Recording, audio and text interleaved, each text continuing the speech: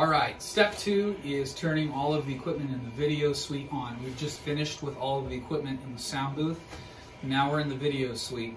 First thing you want to do is power on this rack right here. There's one button for that. It's in the bottom right-hand corner. It's in red letters, says on and off. We're going to turn it on. Next thing you're going to do is turn the live stream computer on.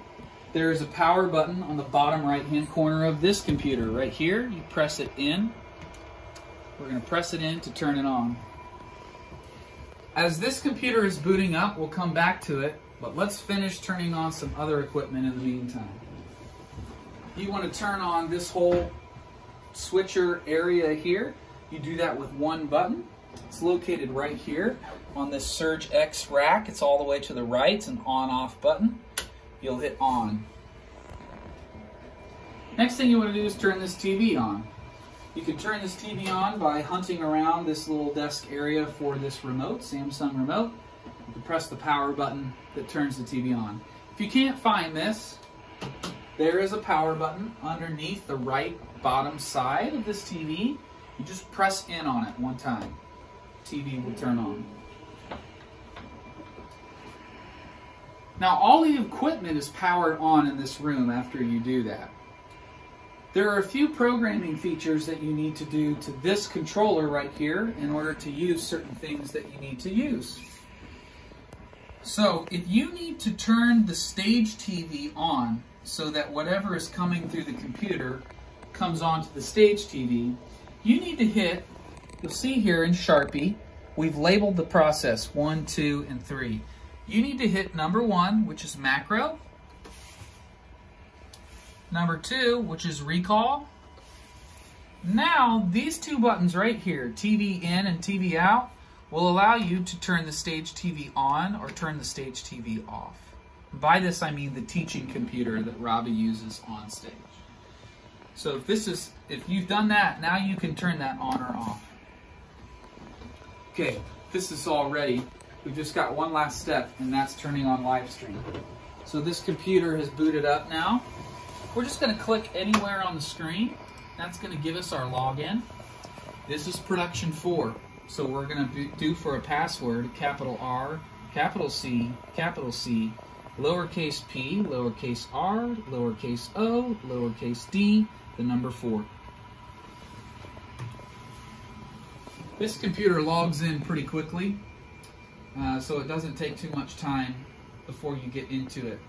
What you're going to look for is our live stream application. It's right here. It's red and it says live stream production. We're going to double click on that. Sometimes I like to wait a few more seconds because it tries to launch Microsoft Teams, and so I try to confuse it as little as possible and wait until it does, and then, yeah, see, it's trying to launch it, so I'm just going to close Teams out there. Now I'll double click on live stream.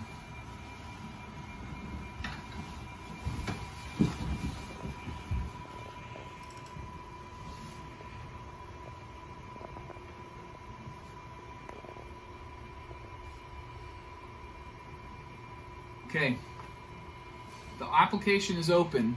If that's all your job entails, then you're finished. But if you also are the person who is going to be starting live stream, then you've got a few more steps. The first step is this top banner right here. You want to make sure that you are pointing this to the appropriate folder. Okay, and that folder should be dictated to you by either myself or Pastor Patrick, somebody who knows what folder is linked to our website and Facebook platforms. If you're trying to record for yourself and you don't care where it goes, you can pick by default this event that we had. It was an old event called Faith Christian Graduation. That's where I've been putting a lot of events that I'm not broadcasting publicly. So find your folder. Be careful with this. If you pick a folder that's linked to our website or Facebook, like Transformed, right now is linked to that, then the whole world will start seeing your live stream. So you want to make sure, if you're not wanting to do that, that you pick a folder that is not linked to our website. Faith Christian Graduation is a safe one to use. You're going to hit go live. it's going to ask you to name your event. I'm just going to put here test for video. You're going to hit the start button.